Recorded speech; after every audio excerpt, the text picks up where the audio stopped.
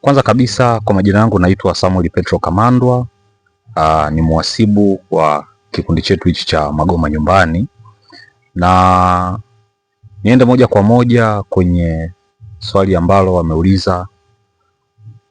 Mifumo yetu ya Magoma Nyumbani, naweza nikasema kwamba ni mifumo ya wazi sana. Ni mifumo ambayo kila mmoja anajua kinachoingia na kinachotoka. Na mifumo ambayo tunautumia ni ule mfumo ambao unaitwa mkoba. Na tunapozungumzia mkoba ni mfumo ambao umewekwa na Voda kwa ajili ya vikundi mbalimbali, taasisi mbalimbali ambao wanaweka pesa humo kwa ajili ya malengo fulani. Na mfumo ule ni mfumo ambao uko huru. Na ukiangalia kwenye kikundi chetu cha Magoma Nyumbani tuna mifumo ya kulipa ada. Na kwenye mifumo ya kulipa ada, kila mmoja anapolipia ada yake, kila mtu anaona. Kwa kama mimi mhasibu Samuel nikilipia 5,000 yangu, ataona mkatibu, kila mwanakikundi ataona kwamba nimelipia 5,000. Na hata pesa inapotoka kwenye kikundi, ikiwa mmoja wa wanakikundi amepatwa na jambo lolote, pesa ile inayotoka kila mmoja anaona. Tukitoa 200,000 kwenye kikundi, kila mmoja anaona imetoka 200,000. Na nikienda mbali zaidi ni kwamba hata utokaji wa hiyo pesa, inawezekana ukawa unajiuliza kwamba hizi pesa kule mkoba labda anaweza tu akaamka, labda mhasibu akasema nitoe tu. Huwezi kutoa pesa ile. Ili iweze kutoka inahusisha watu watatu. Inahusisha katibu, inahusisha mwenyekiti, inahusisha mimi mhasibu. Maana yake ni kwamba ni mchakato unaenda mpaka hela kutoka.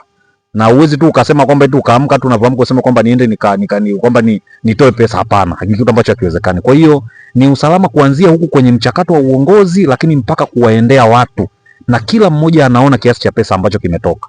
Kwa hiyo ni mifumo ambayo iko huru, kila mmoja anaona, na hakuna kiwango cha pesa chochote ambacho kinakaa kwa mhasibu, kwa katibu, wala kwa mwenyekiti. Pesa zote zinakaa kwenye mkoba. Hata kama tu tunasema limetokea jambo tunachangia shilingi 500, pesa ile inaingia kwenye mfuko, na inapotoka inaonekana, inapoingia inaonekana. Kwa hiyo ni mifumo ya wazi, mifumo ambayo leo mimi ni mhasibu, lakini mimi hakuna pesa ambayo ninakaa nayo mimi nyumbani kwangu ya kikundi. Hapana. Pesa zote zipo kwenye akaunti ya kikundi. Inapoingia, inapotoka, linapokuwa jambo, mimi ninatunza tu taarifa ya kwamba hichi kinahitajika kifanyike, hichi kinahitajika kwenye masuala ya fedha, lakini pesa mimi sikai hata na shilingi 100 kwa ajili ya usalama, kwa sababu sisi ni binadamu. Ndio maana pesa huwa tunazitunza. Na kuna ile nadhani nikakaa na pesa ya kikundi nikajikuta nimepata hamu leo ya kula kitu fulani, sema ngoja tu nile kuku kidogo nitarudisha. Hiyo kwetu hakuna. Pesa zote zinaingia kwenye mfuko, na inapoingia, inapotoka, kila mtu anaona. Kwa hiyo ni mifumo ambayo iko huru. Kwa hiyo ndugu zangu, watu wa Magoma, ni wasihi sana. Kikundi chetu ni kizuri mno. Ni kikundi kizuri mno ambacho kila mmoja anaona, na kikundi ambacho kiko wazi. Tunapokea mawazo, tunapokea ushauri. Kila kitu ambacho kitakuwa ni bora kwenye kikundi chetu, au kwa ajili ya kujenga kikundi chetu kiwe bora zaidi, tunapokea mawazo na tunayafanyia kazi. Kwa hiyo iko hivyo kwa kifupi. Nashukuru sana kwa maelezo hayo mafupi na yenye kueleweka sana.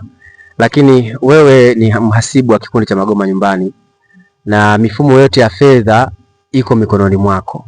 Watu wanataka kujua ni jambo gani ambalo likitokea kwa mwana kikundi, fedha itatoka moja kwa moja kwenye akaunti ya kikundi, na kuna mambo mengine huenda yanahitaji michango ya papo kwa papo. Kama wewe mtu wa fedha unataka uwaambie wana kikundi kwamba bana, kuna fedha hii iko kikatiba mtu atanani, lakini kuna hili lazima itatoka kwenye michango. Ni aina gani ya matukio ambayo yanahusisha moja kwa moja fedha kutoka kwenye mfuko, na ni matukio gani ambayo hayahusishi moja kwa moja fedha kutoka kwenye mfuko? Asante. Matukio ambayo yanahusisha fedha moja kwa moja kutoka kwenye mfuko ni matukio aidha tukizungumzia na mhusu mwanachama mwenyewe, yeye kama yeye binafsi. Na nikisema mwanachama binafsi, aidha labda ametangulia mbele za haki yeye mwenyewe, kuna kiwango ambacho kipo kikatiba kinatoka. Lakini pia akifiwa na mzazi, umeona, au mzazi yao ni baba au ni mama, au wale walezi wake, wategemezi wake, au mke au mume, mtoto, hiyo ni tunaweza tukazungumzia ni michango ambayo moja kwa moja, yani ni pesa yenu inatoka moja kwa moja kwenye mfuko. Lakini tukija kwenye swala zima ya mambo mengine binafsi ambayo naweza nikasema kwamba ambayo yanahusisha kuchangia, nje ya kutoa pesa kwenye mfuko ni masuala ya harusi. Tuna masuala ya mzazi, kama mtu useme mzazi, vitu kama hivyo. Kwa hiyo naweza nikasema kwamba vitu kama hivyo ni vitu ambavyo vinafanya tunachangia nje ya mfuko, ambayo ni kiwango tu kidogo ambacho kinatoka, kila mmoja anachangia kuweza kufanikisha hilo jambo. Labda ungetuambia kwanza umegusa swala la umezungumzia swala la mtu akifiwa au akifariki mwana kikundi, pesa ndio itatoka moja kwa moja kwenye kikundi. Sijasikia ukizungumza swala la ugonjwa. Swala la ugonjwa likoje? Fedha inatoka nayo kwenye mfuko kulingana na katiba au fedha inatoka kwenye kuchanga? Asante. Naweza nikasema kwamba kwenye upande wa ugonjwa pesa inatoka kwenye mfuko moja kwa moja, na ukiangalia pia azma kubwa sana ya kikundi chetu cha Magoma Nyumbani ni kusaidiana. Na tunaposema kusaidiana, hatuwezi tukasema kwamba moja kwa moja tukamsaidia mtu kwenye mpaka tunaendea kwenye kifo. Hapana, kuna maradhi, na hichi ndio tunaanzia hapa, kwamba mtu anapopatwa na maradhi, pesa moja kwa moja inatoka kwenye mfuko. Hiyo haina kuchangia. Hii pesa hii inatokana na zile ada ambazo tunakuwa tunalipa kila mwezi. Kwa hiyo pesa inatoka moja kwa moja kwenye mfuko, anapatiwa yule muhusika kwa ajili ya kuendelea na matibabu. Kwa hiyo liko kwa namna hiyo. Okay. Umezungumza kwa ufupi, lakini kwenye kuelewa atakuwa ameelewa, lakini huenda pia kuna kitu ambacho mtu akataka kujua kwamba kuna mambo ambayo umezungumza hapo kwamba fedha inatoka moja kwa moja kwenye mfuko, na kuna mambo ambayo fedha haitoki kwenye mfuko kwa maana watu wanachanga.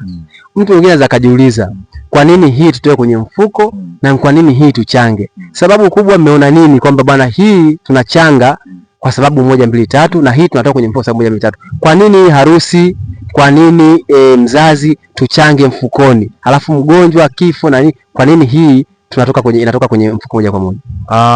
Hiyo kwa nini tunachanga? Tunachanga kwa sababu maradhi huwa yanampata mtu bila taarifa. Yaani mtu anapopatwa na maradhi yanakuja bila taarifa. Msiba, huwezi ukasema kwamba ukajua kwamba fulani anakufa kesho. Kwa hiyo hivi ni vitu ambavyo vinatokea ghafla, maradhi pamoja na msiba vinatokea ghafla. Kwa hiyo mtu anakuwa hajajipanga kwa chochote. Na hiyo ndio azma kubwa ya kikundi chetu, kuweza kusaidiana hapo. Kwa nini hii nyingine tunachanga? Tunachanga kwa sababu ni kitu ambacho kinakuwa kina taarifa. Umeona, mtu anaenda kujifungua, labda ana mzazi, umeona, ni kitu ambacho kina mchakato, kinafahamika. Harusi ni kitu ambacho mtu kinapangwa kabisa kwamba itafanyika tarehe fulani. Kwa hiyo hichi tunachanga kwa sababu ni kitu ambacho kiko kwenye mchakato, sio kitu cha ghafla kwamba mtu tu anaamka kwamba anasema kesho naoa. Hapana. Au bwana kesho kuna mzazi. Hapana. Mimba inachukua miezi 9, umeona. Harusi zinachukua hata wengine hata miezi hata 6. Mtu anaweka tu mchakato ya harusi. Kwa hivi tunazochangia ni kwa sababu ni jambo ambalo linahusiana na mchakato.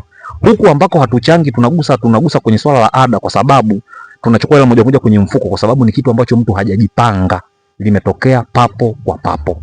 Kwa hiyo iko kwa namna hiyo. Nashukuru sana ndugu mhasibu kwa maelezo yako, nafikiri yameeleweka vizuri, na kama kuna mtu yeyote atakuwa na swali, atakuwa na kitu cha kuuliza, basi atauliza chini ya comment hapo na ataweza kujibiwa. Lakini kuhitimisha kabisa, nataka kusikia neno lolote kutoka kwa mhasibu ambaye ni kiongozi mkubwa wa kikundi chetu. Katika viongozi watatu wa kikundi chetu, yeye ni kiongozi namba 3 wa kikundi chetu. Kwa hiyo huenda ana neno pia la kutaka kuzungumza, kuwashauri wana Magoma Nyumbani waliopo kwenye kikundi, lakini vile vile kuwaeleza na wale walioko nje ya Magoma Nyumbani, hususan kwenye sekta yake ya fedha. Kwa maana anawashauri nini wana kikundi waliopo Magoma Nyumbani, nini cha kufanya, yapi yafanyike kwa sababu kuhusu michango yao, na wale ambao wanataka kujiunga lakini wana sita, anawaambia kitu gani au anawatia moyo kiasi gani kwamba bwana, msiwe na wasiwasi, njooni mjiunge, mfumo ndio uko salama na nini. Kwa hiyo naomba tumalize neno la mwisho, alafu mwisho tufunge interview yetu. Mimi ambacho naweza nikamalizia kwa kusema ya kwamba, ndugu zangu wa Magoma, nianzie hapo, ndugu zangu wa Magoma ambaye unanisikia, hichi kikundi ni kikundi kizuri na salama sana. Naweza nikasema sitamani wewe mwana Magoma ambaye hata uko huko nyumbani Magoma. Hii haina maana inahusisha watu wa Dar es Salaam tu, hapana. Hata wewe ambaye uko huko Magoma, uko zako Magoma, ni bodaboda, huko ni mfanyabiashara wa nyanya, ni mfanyabiashara unayefanya chochote ambaye uko Magoma, na hata uliokuwa nje ya Magoma lakini ni mwana Magoma, hichi kikundi ni kizuri. Wakati tukiwa wazima tunaweza tukasema kwamba tunaweza tukaona kama haina maana, lakini linapokukuta jambo ndipo unaweza kuja kunielewa haya ninayoyasema sasa. Kwa hiyo ni kikundi ambacho ni kizuri, kina mifumo salama. Ninakusihi sana sana sana mwana Magoma, karibu na ujiunge na kikundi chetu cha Magoma Nyumbani. Tupo humu marika tofauti, kuna watu wazima, kuna marika yetu sisi vijana, tuko na watu wa marika yote. Unaweza kusema kwamba mimi mzee naendaje? Wapo wazee wenzako wamo kwenye kikundi. Unasema mimi kijana, tupo vijana. Unasema kwamba mimi, kila mmoja unasema mimi labda ni Mkristo, Wakristo wenzako tupo. Mimi labda ni Muislamu, Waislamu wapo. Wapo watu wa dini zote, tupo tumeungana kwa pamoja kwa ajili ya kufanya tuweze, yani kuweza kusaidiana. Lakini pia niseme kidogo na wale ambao wapo pia kwenye kikundi cha Magoma Nyumbani. Kikundi chetu ni kizuri na kila mmoja anafahamu.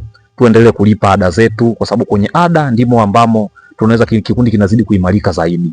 Tuendelee kushikamana, tuendelee kupendana na tuendelee yani kila mmoja kumuona mwenzake ni bora na kuweza kushikamana kwa kila hali. Kwa hiyo mimi ya kwangu ni hayo. Nashukuru sana ndugu mhasibu. Maelezo yako na mimi yamejitosheleza na imani umekuelewa wana Magoma na wale ambao wako nje ya Magoma.